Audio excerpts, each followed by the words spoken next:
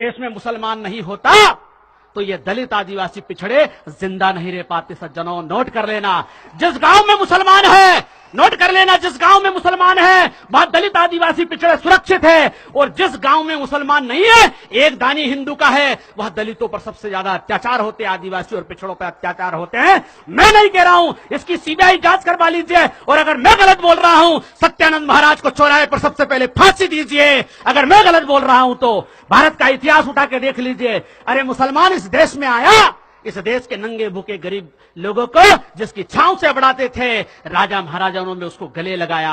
अरे मलिक काफूर जो कहां का रहने वाला था, गुजरात का रहने वाला था, मलिक काफूर भंगी समाज का था।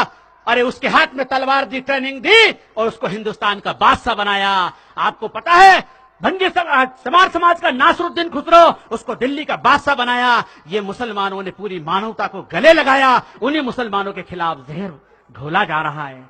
सज्जनों, मैं आपको कुछ बातें बताना चाहता हूं। इतिहास को हिंदू मुसलमान के नजरिए से मत देखिए। भारत में, हमारे राजस्थान में राजपूत राजा रहे, लेकिन राजपूत राजाओं ने इस देश में राज किया मुसलमानों के साथ मिलकर के। मुसलमानों ने हिंदुओं के साथ मिलकर के राज किया। इतिहास को हिंदू मुसलमान के नजरिए से मत देखिए। हल्दी घाटी का युद्ध हुआ, उसमें राणा प्रताप की तरफ से पठानों ने लड़ाई लड़ी और अकबर की तरफ से राजा मान सिंह ने लड़ाई लड़ी। वो हिंदू थे। आपको पता होना चाहिए कि शिवाजी महाराज को गिरफ्तार करने के लिए राजा मान सिंह गया था, लेकिन शिवाजी महाराज के सबसे अच्छे तीरंदाज, तोपखाने के इंचार्ज और उनके जहाजी बेड़े के नौसेना के इंचार्ज सारे मुसलमान थे। इसलिए सज्जनों, इतिहास को हिंदू और मुसलमान के नजरिए से देखना छोड़ दीजिए।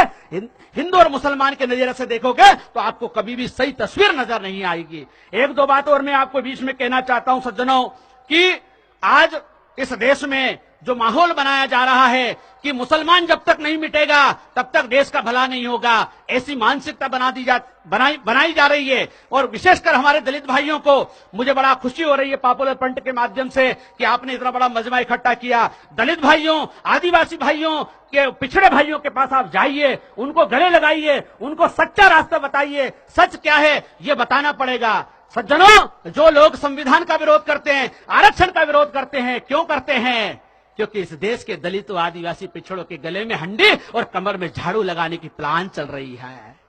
लेकिन वो धर्म के नाम पर चल रही है, वो राम राज्य के नाम पर चल रही है, वो इस देश को सज्जनों, इस देश को बर्बाद करने की प्लानिंग है कि मुसलमान से दलित को लड़ा दो, दलित को मुसलमान से लड़ा दो।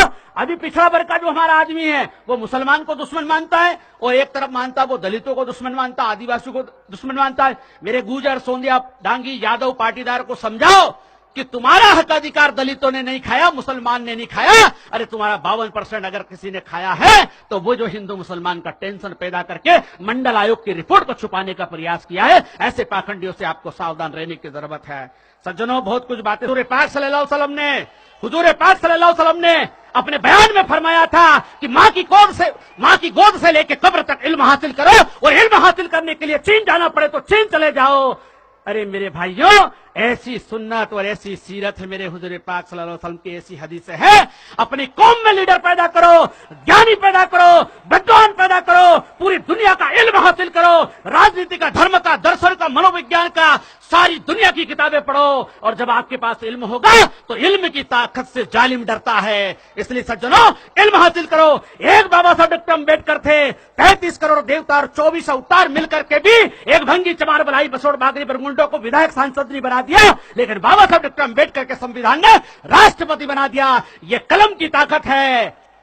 सज्जनों, अंत में सिर्फ ये कहना चाहता हूं, मैंने हिंदू, मुस्लिम, जैन, बौद्ध, पारसी, ईसाई सब धर्मों का अध्ययन किया।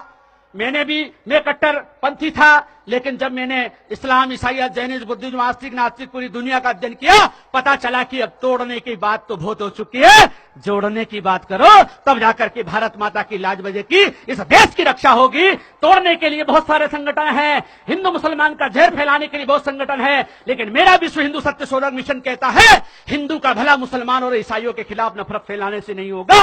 हिंदू का भला होगा तो जाति और अंधविश्वास को मिटाने से होगा, और कोई रास्ता नहीं है। इसलिए इसलिए मेरे हिंदू भाइयों, जाति और अंधविश्वास के खिलाफ आंदोलन चलाओगे तो हिंदू का भी भला होगा, मुसलमान का भी भला होगा, पूरे राष्ट्र का भला होगा। अंत में सज्जनों, मुझे यहां बुला करके इतना धैर्यपूर्वक सुना, सभी को साधुवाद देता हूं, धन्यवाद देता हूं। और विशेषकर पॉपुलर फ्रंट के सम्मान में कहना चाहूंगा कि लोगों को भ्रमित करे उसे स्टंट कहते हैं, लोगों को भ्रमित करे उसे स्टंट कहते हैं, लोगों को जीतने वाले को पॉपुलर फ्रंट कहते हैं, लोगों को जीतने वालों को पॉपुलर फ्रंट कहते हैं। बहुत बहुत साधुवाद, धन्यवाद। आप सभी के कल्याण की कामना करते हुए मैं अपनी वाणी को यहीं पर विराम देता हूं।